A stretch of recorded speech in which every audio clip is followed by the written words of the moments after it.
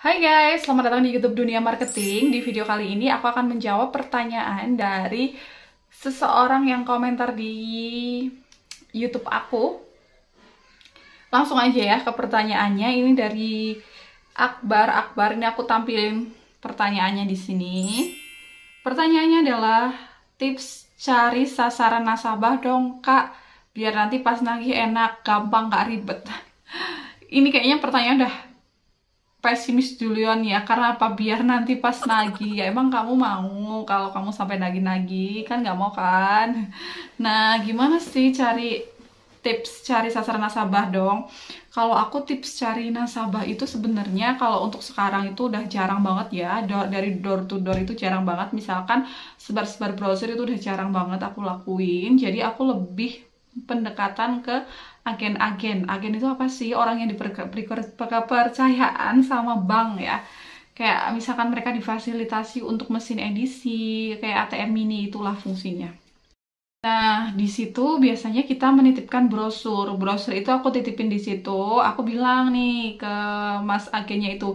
Dan agennya itu sama aku udah akrab gitu. Karena sering aku kunjungan ke situ. Ada apa-apa, ada update terbaru, pasti agen juga tahu gitu kan. Agen juga biasanya memberikan referral gitu. Jadi aku titipin brosur di situ. Jadi punya agen itu nggak cuma satu, banyak agen. Jadi titipin brosur di situ, terus edukasi sedikit ke agen, itu kayak gini-gini, bunganya sekian, kemudian biaya-biaya, pokoknya diedukasi lah ke agen. Nanti kalau ada yang mau pengajuan, silahkan langsung suruh WA saya ya Pak, Mas, gitu. Terus biasanya para agen juga tidak akan mereferalkan orang-orang yang nggak bagus. Pasti agen itu akan mereferalkan orang-orang yang bagus.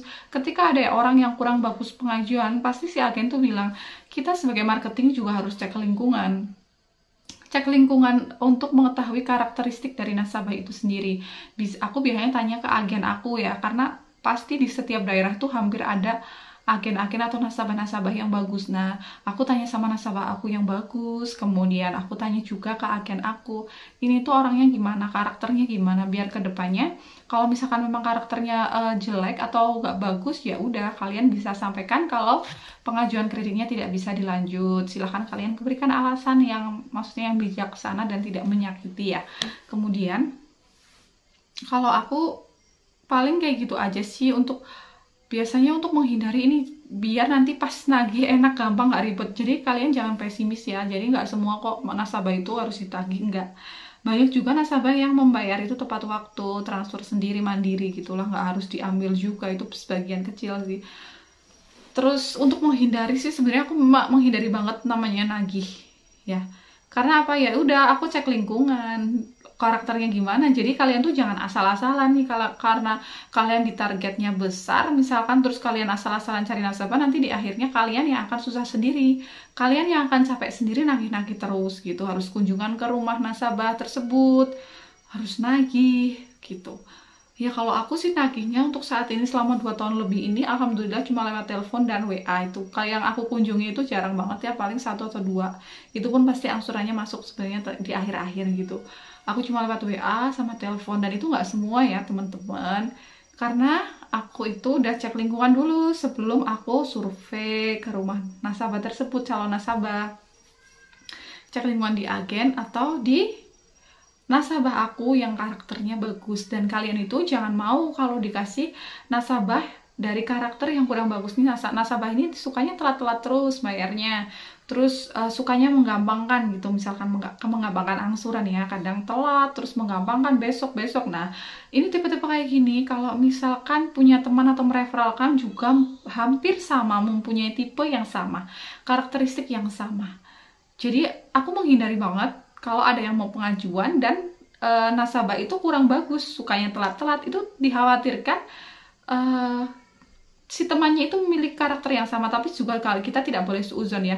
Cuma aku memang menghindari itu. Kalau misalkan ada nasabah yang kurang bagus, macet, mereferalkan orang untuk pengajuan, aku nggak mau gitu. Aku menerima nasabah yang dikasih orang itu dari nasabah aku, dari agen aku yang memang karakternya udah pasti bagus. Karena gini teman-teman, kalau misalkan mereka mereferalkan orang-orang yang sukanya macet, aku akan minta bantuan agen dong, Mas. Ini kok belum bayar ya? Tolonglah dibantu Mas, biar di WA biar orangnya itu segera bayar angsurannya gitu loh. Tapi alhamdulillah sampai dengan sekarang tuh nggak ada sih yang kayak gitu. Aku nggak sampai minta bantuan seperti itu karena memang nasabah-nasabah aku alhamdulillahnya lancar semua. Terima kasih nasabahku. Semoga nasabah aku dan nasabah kalian semua sehat selalu ya, bagi yang lancar-lancar terutama tuh. Kayak gitu aja sih untuk tips dan sasarannya sih sebenarnya. Sasarannya sih paling orang-orang yang jelas punya usahanya ya. Kemudian kalian cek lingkungan, itu penting banget untuk mengetahui karakteristik seseorang agar kedepannya kalaupun nagih itu tidak terlalu yang kita harus datang terus, itu kan capek. Nagih ya via WA terus ditransfer, paling cuma mengingatkan sih jatuhnya, nggak terlalu nagih yang gimana-gimana banget. Aku nggak, sekarang tuh udah nggak, jarang banget sebar brosur, itu jarang banget, paling buat dokumentasi aja misalkan ada apa gitu terus sebar brosur, itu jarang ya. Untuk sekarang udah jarang banget sebar brosur, door to door itu jarang. Kita lebih ke titip-titipkan ke agen-agen, terus ke nasabah-nasabah yang memang nasabah itu misalkan mempunyai usaha yang bagus, misalkan warung kelontong ya kita titipkan, atau jasa transportasi kita titipkan. Pasti kan banyak orang-orang yang akan datang ke situ, biasanya brosurnya taruh di meja, dan kadang secara tidak langsung nasabah kita juga akan mempromosikan loh, untuk ini loh ada kur ini murah gitu, bunganya sekian-sekian, marketingnya ini baik kok marketingnya, misalkan kayak gitu loh. Dan kalian tuh juga harus menjalin komunikasi dan silaturahmi juga dengan nasabah-nasabah itu. Kadang kita juga misalkan lewat nih, kita lagi survei atau pergi kemana gitu, ya kita kunjungan ke nasabah itu. Ya sering aku juga kayak gitu ketemu nasabah, misalkan nih aku habis survei dari lokasi yang sama dengan nasabah aku mampir ke nasabahku, nanya lah, biasa say hello, tanya kabar, kemudian tanya karakteristik orangnya ini gimana, kayak gitu pasti aku. Dan itu ya jadi membuat kita itu semakin dekat dengan nasabah, dan mereka pun kalau ingin membayar telat gitu, pasti mereka konfirmasi, Mbak bulan ini aku bayarnya tanggal 25 ya, telat hari ya Mbak ya, nggak masalah, yang penting kalian konfirmasi, aku nggak akan nagih gitu loh. Daripada kalian ditanya misalkan, Bu angsurannya bayar kapan, besok, nanti besoknya belum diangsur, besok terus, malah aku nggak suka yang kayak gitu.